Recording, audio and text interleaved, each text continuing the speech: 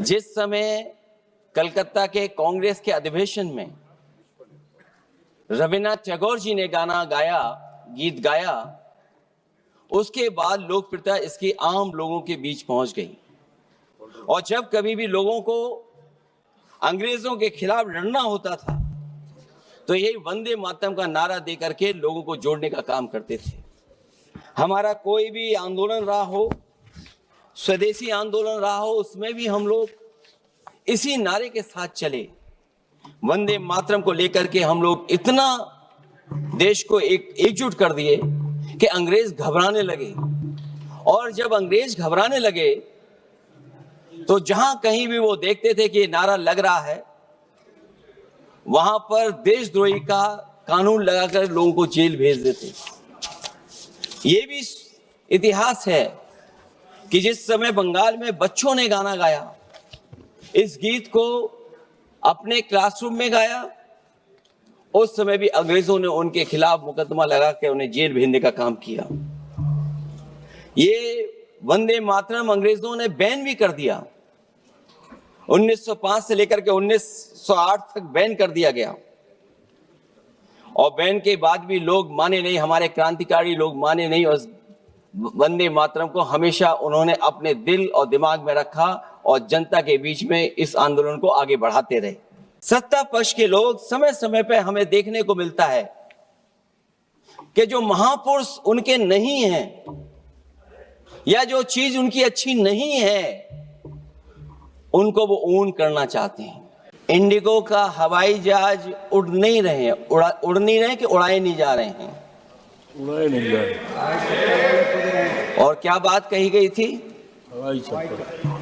कि गरीब भी उसमें चल सकेगा। वंदे मातरम सिर्फ गाने के लिए नहीं है, निभाने के लिए भी होना चाहिए। सभापति महोदय, आज हम आकलन करें, पीछे मुड़ करके देखें कि हम इस वंदे मातरम को कितना निभा रहे हैं। जिस वंदे मातरम ने आजादी के आंदोलन में सबको जोड़ा, आज के दरारवादी लोग उसी से देश को तोड़ना चाहते हैं। ऐसे लोगों ने, सभापति महोदय, ऐसे लोगों ने पहले भी देश के साथ दगा किया और आज भी कर रहे हैं। वंदे मातरम कोई दिखावा नहीं है, ना ही राजनीति का विषय है। क्योंकि सभापति महोदय, हम जब ये चीज इनके विचारों से, इनके भाषणों से जब बाहर सुनते हैं तो ऐसा लगता है कि वंदे मातरम इन्हीं का बनवाया हुआ गाना है। जिन्होंने, सभापति महोदय, जिन्होंने आजादी के आंदोलन में भाग ही नहीं लिया है, वो वंदे मातरम का महत्व क्या जानेंगे। सच तो ये है कि सरफरोश लोग वंदे मातरम दिल से बोलते थे। उन आजादी के दीवानों के खिलाफ कुछ लोग अंग्रेजों के लिए जासूसी और मुखबिरी का भी काम करते थे। दरअसल ये राष्ट्रवादी नहीं बल्कि राष्ट्र विवादी लोग हैं। जहां विवाद करना हो, कभी अंग्रेज विवाद कर करके, डिवाइड कर करके, डिवीजन कर करके राज किया करते थे। सभापति महोदय, आज भी वही रास्ता कुछ लोग अपना रहे हैं। वो डिवीजन का रास्ता अपना रहे हैं, डिवाइड का रास्ता अपना रहे हैं, दरारवादी रास्ता अपना रहे हैं। इनका इतिहास खंगाला जाए कि इन्होंने आजादी के पहले और आजादी के बाद वंदे मातरम क्यों नहीं गाया।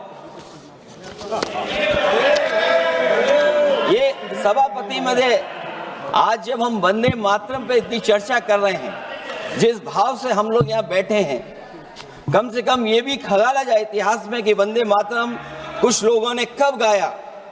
उत्तर प्रदेश के साथियों ने कम्युनल पॉलिटिक्स को अंत किया है वहां पर जहां से कभी इन्होंने शुरू की थी। और सभापति महोदय, वंदे मातरम एक भाव के रूप में हमारे अंदर बसा है। चाहे उसके शब्द न याद हों, चाहे अर्थ ना मालूम हो, चाहे पूरा याद ना हो, उस सच्चे भारतीय के अंदर देश प्रेम की भावना जगाने के लिए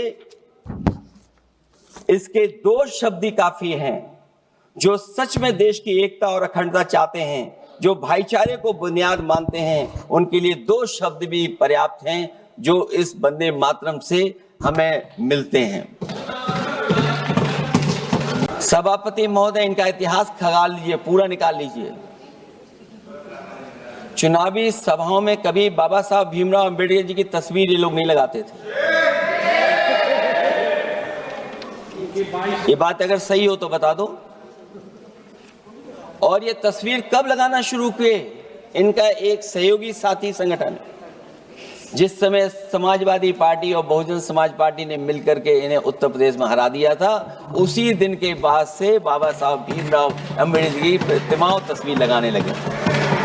सभापति महोदय, इनको देख लीजिए और फिर बैठ जाओ। सभापति महोदय, राजभर जी आप बैठिए, आपके नेता सभापति महोदय, वंदे मातरम का भाव ये भी था कि कम्युनल पॉलिटिक्स नहीं चलेगी।